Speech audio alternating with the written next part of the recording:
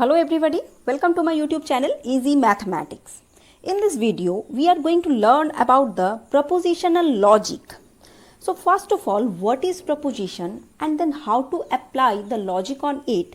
For that, at first let us start from the known thing. So for the known thing, we have two numbers, any two numbers, let it be two integers. And we have various ways of combining them. Such as we can add them, we can multiply them, we can take the negative of them, we can take the absolute value of them. In fact, we can perform various operations and can apply various functions to the numbers. And this endows the set of numbers with rich structure. For example, arithmetic. So for in any two numbers, we can apply various type of arithmetics. Now the question is, can we do the same thing for the mathematical arguments? Is there an arithmetic of mathematical assertions? So first of all, what is this mathematical argument or mathematical assertion is? So at first we should know what is this mathematical assertions. Well, it is nothing but the propositions. We are dealing with the proposition in this video, and mathematical assertion or the arguments are nothing but the propositions. Let me clear it much. So a proposition or statement is used to describe only mathematical structure. It should be a declarative sentence that is either true or false, but not both simultaneously. So a complete grammatical structure of words having meaning and sense is called sentence. So just look, proposition is what? Proposition is a declarative sentence. And in English language, we know that sentence is what? Which have a proper construction and a proper meaning. Without a proper rule or construction methodology, no sentence have a sense. Similarly, if we construct a sentence with the proper methodology, proper rule, by applying proper rules, but the sentence is meaningless, then also it have no value. So if we want to follow the structure of sentence in English language, then I hope this is like this one. Sentence have two things first. One is the noun phrase and the verb phrase. Noun phrase contains article, adjective and noun, and the verb phrase can add the verb or adverb or both. So now if this rule we can't able to obey for construction of a sentence, then it is a meaningless sentence. And if also we apply all those rules properly, but the sentence is meaningless, no meaning is there, no valid sentence is there, then also it have no value. In our mathematical terms, these are called two things. These are basically the syntax and semantics. So what is syntax? We can say the order or argument of words and phrase to form the proper sentence is called the syntax. That means what is the rule? That is the syntax. And what is semantics? Semantics is nothing but the meaning of that particular sentence. So once we can form the sentence, that sentence, if it is declarative, in English structure we have four type of sentences basically. One is the declarative, then exclamatory, interrogative and imperative. If your sentence is declarative and its outcome is, that means its answer can given by true or false. That means any sentence is given and we can conclude that the sentence given is either true or false, not both. Such type of sentences, such type of declarative sentences are basically forming the propositions. And if any question mark question, that means if any sentence like who am I or what is your name, these type of sentences are not under the proposition. Similarly, any exclamatory or any interrogative sentences, these are not under the proposition. So if we can deal with some examples, then suppose it is given 50 plus 8 is equals to 58. This one is a preposition. So again here, how are you? If this type of sentences are given, so this is again not a preposition. And prepositions we can denote it by the small letter English alphabets. Small case, lower case English alphabets with we can denote the prepositions. Usually we take the letter small p, small q, small r to denote such prepositions. That means I can say this one is actually, suppose it is p. So this p denotes the preposition that 9 is greater than 7.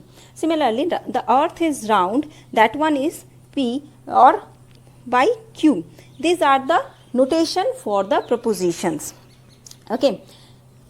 One more thing you should keep in your mind, when we do the computer programming, that time whenever we just write a program and after that we compile it, sometimes we generate some syntax error. So the syntax error means what? Our construction, in our construction there are some mistake. That means rule is, in the rule of writing a program, there some mistake is there. That's so why we find out the syntax error. That is the compilation time error. But if semantically any sentence is incorrect, that means any argument is given which is incorrect semantically, that means its meaning is not correct, but it is syntactically correct, then at the compilation time we will not find out the error, but at the run time we find out this error.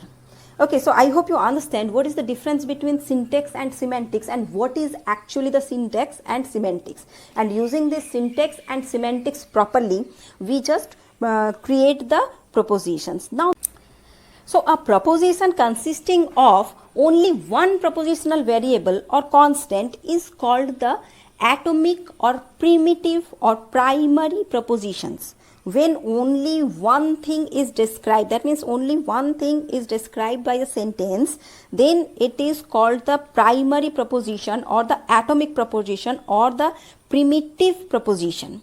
But when it might be required to join two primary propositions, so two or more simple propositions or primary propositions can be combined by means of logical operators or connectives to form a single propositions. So such type of propositions are called the compound propositions or composite propositions or the molecular propositions. So what we will find out here, primary proposition is what? Whatever the examples we have seen here, that means only one sentence, that when forming a proposition, then it is called the primary propositions. But when two or more propositions are connecting by a proper connective or the logical operators, then it is called the compound propositions.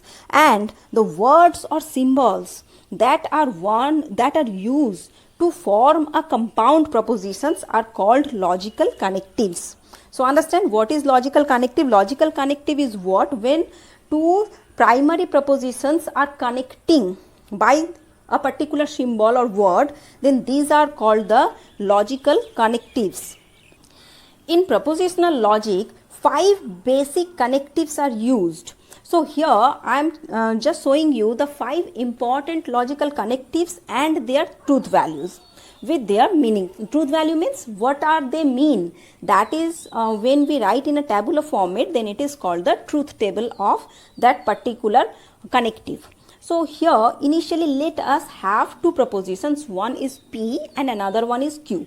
Both are the primary propositions. So now different connectives, the name of the connectives at first I am telling you. One is the negation, then conjunction, then disjunction, then implication, and the last one is the biconditional. So I am just describing one after another. So first of all, just emphasize on this table. Here the first one is the negation. Negation is nothing but the not. In connective word we write negation as not, and symbolically we use this sign, tilde sign, to emphasize this not. And next is the conjunction. Conjunction is denoted by and this one is its sign. This is nothing but, in set theory we do the intersection, it is similar to that only. Now disjunction. Disjunction is or, and it is the V symbol is there, and it is nothing but the union in the set theory. Now it is the implication, or we can say it is conditional also. In connective word we can express it as if some argument, then this one. So if then, by this we can express this one, and this one, this arrow sign is its symbol. And next one and the final one is the biconditional, that also called the equivalence, and in connective words we say it is if and only if, and the symbol is this one. So how these connectives will work and what are the actual meaning of those, for that we just apply this connectives on the two propositions. Let two propositions we have P and Q. So P and Q, as two propositions are there, so that they can form among themselves. We know the propositions, their outcome is either true or false. So accordingly we can form the four sets. Four sets means if P is true, then Q may be true or false. So these are the two different combinations. Again, if P is false, then Q may be true, Q may be false. So accordingly, either both are true, P true, then Q false, P false, then Q true, and both are false. These four different possibilities among these prepositions can be possible. Now, if we want to take the not suppose we want to take not P. Not P means whatever the outcomes of P we have, it's just opposite. So if P is true and not P means false. So when P is true, not P false, and when P is false, then not P is true. If we want to take the conjunction means P intersection Q basically. So both are true implies it is true. But either of these two is false means it is false. That means true false, it implies false. False true, it implies false. And both are false means finally we get it as false. Again, it is the disjunction. Disjunction means we can say the union also. Now, if both are true, then the outcome is true.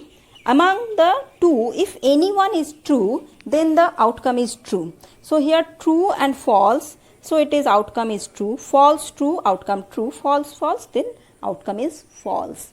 Now the next one is the implication. For implication means if the first one is true, then we outcome get the true. When just look here, true true, so its outcome is true. First one is true but the second one is false, then outcome is false. Again the first one is false and second one is true, that means P is false, which implies Q, which is true, then the outcome is true. And if both are false, then it is definitely true. If P false implies Q false, so that outcome is, that statement is true actually. And similarly, when it is the implies and implies by, that time that means if both are true or both are false, then only the outcome is true, otherwise it is false. So when both are true, then it is true, and both are false, that time it is true, otherwise it is false. I am not describing much about this because this one is a very basic table of Boolean algebra, and I hope all of you know this one and you have done this one by using the 0 and 1, the combination of 0 and 1, and depending upon the proposition, such type of sets we can form. So as we have the two propositions only, that's why total 2 to the power 2 is equals to 4 different sets can be possible. If we have the 3 different propositions and we want to connect, so then 3 propositions can combine 2 to the power 3, that means 8 different set of outcomes, that means different 8 type of combinations of outcomes we can form here. So depending upon the number of propositions, the set of arrangements can be increased. So in our next video, we are going to describe some more connectives which are less important but also important, and describe these connectives only with more examples and in elaborative manner. So till that, thank you, have a nice day.